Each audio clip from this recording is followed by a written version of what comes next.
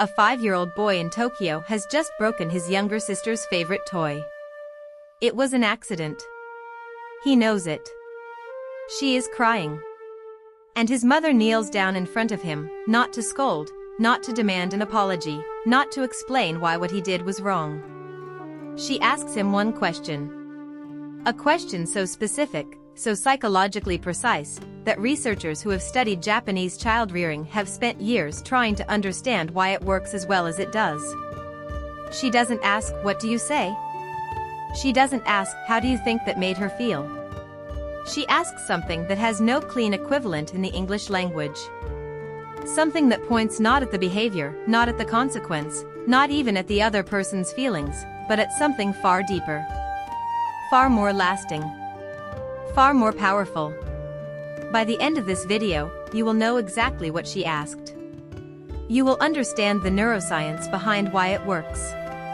And you will have a completely different understanding of what an apology is actually for. Stay with me. In Japan, there are 2 words for sorry. And the difference between them is not a linguistic detail. It is an entirely different theory of what it means to be a person in relationship with other people. The first word is Sumimasen. This is the word most Japanese people use dozens of times a day. When you bump into someone on the street. When you ask a waiter for the bill. When you step in front of someone accidentally. Sumimasen is social lubrication. It is the constant, gentle acknowledgement that we are all moving through shared space and that our movements affect each other. Western languages have rough equivalents. Excuse me. Pardon. Sorry. The second word is Moushiwake nai.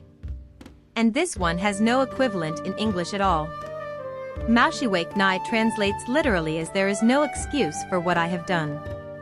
But even that translation misses the emotional weight the word carries in Japanese. When a Japanese person uses Moushiwake nai, they are not describing an event. They are not explaining a behavior. They are making a declaration about themselves. About their failure to live up to who they intend to be. About the gap between the person they are in this moment and the person their relationships deserve.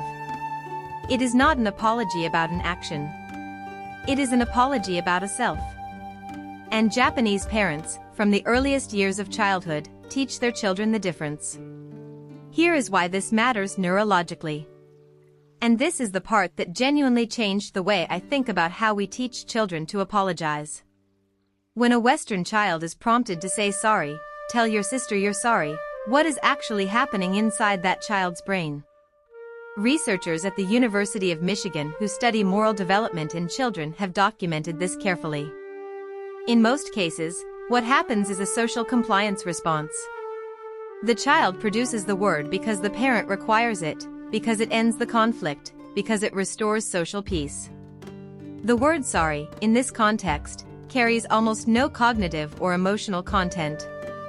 It is a key that unlocks the door out of an uncomfortable situation. And here is the consequence. When sorry becomes a social key rather than an emotional truth, children lose access to the actual neurological process that makes apology meaningful. They never develop what psychologists call empathic repair, the capacity to genuinely register the impact of their actions on another person, feel the discomfort of that registration, and allow that discomfort to drive genuine behavioral change. Without empathic repair, apology is theater. And children who learn to perform apology without feeling it grow into adults who apologize fluently and change nothing. Japanese parents, through the concept of Moushiwake nai, are teaching something entirely different. They are not teaching children to produce a word. They are teaching children to perform an internal act. To locate the gap between who they are and who they intend to be. To sit in that gap long enough for it to mean something. And to let that meaning drive genuine change. Now let's go back to that mother in Tokyo. Kneeling in front of her 5-year-old son. Asking her one question. The question she asks is a version of this: who do you want to be in this family? Not what did you do? Not how do you think she feels? Who do you want to be?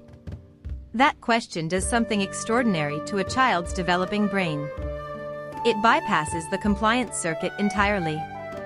It doesn't ask the child to perform an emotion or produce a socially expected response.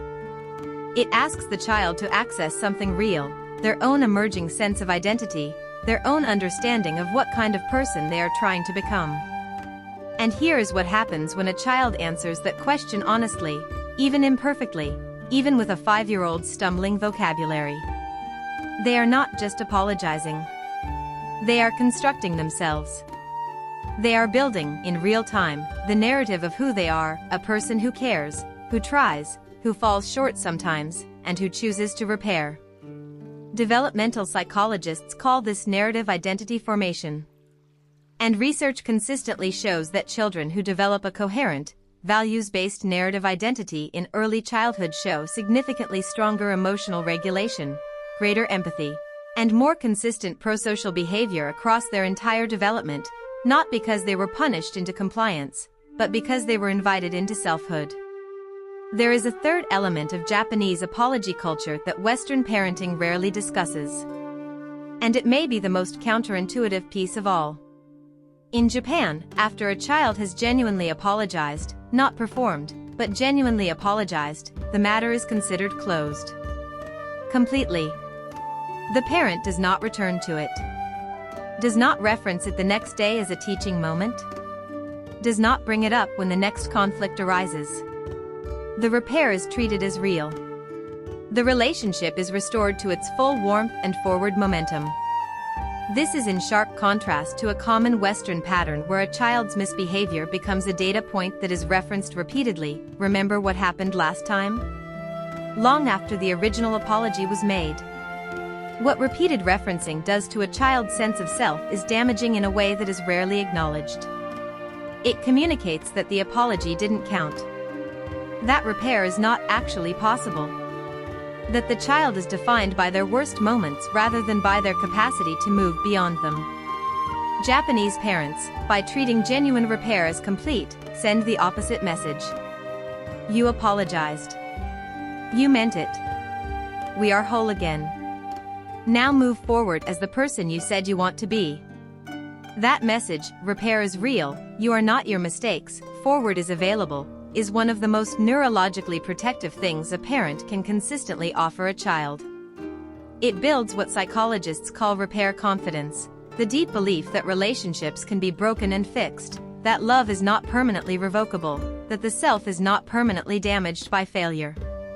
Children with strong repair confidence are measurably more willing to take social risks, more resilient after conflict, and significantly less prone to the shame spirals that underlie anxiety, depression, and social withdrawal in adolescence. So here is your practical invitation. 3 shifts. Starting today.